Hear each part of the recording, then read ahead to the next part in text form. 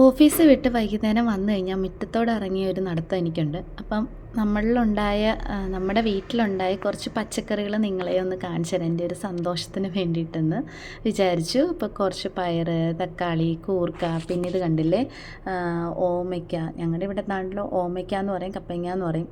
പിന്നെ ഇത് ചെറുതാണ്, വലുതായി വരുന്നതേ ഉള്ളൂ ഈ കരിവേപ്പില. പിന്നെ വാളുപയറില്ലേ, അതൊക്കെ കുറച്ച് പൂത്തിട്ടുണ്ട്.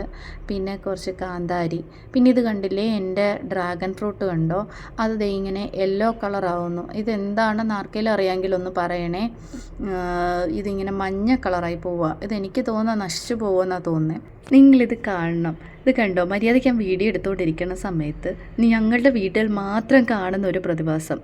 അവനും അവൻ്റെ കൂട്ടുകാരും കൂടെ കളിക്കാൻ വന്നപ്പോൾ നമ്മുടെ വീട്ടിലാണ് എല്ലാവരും വന്ന് കളിക്കുന്നത് കൂട്ടുകാരുമായിട്ട്.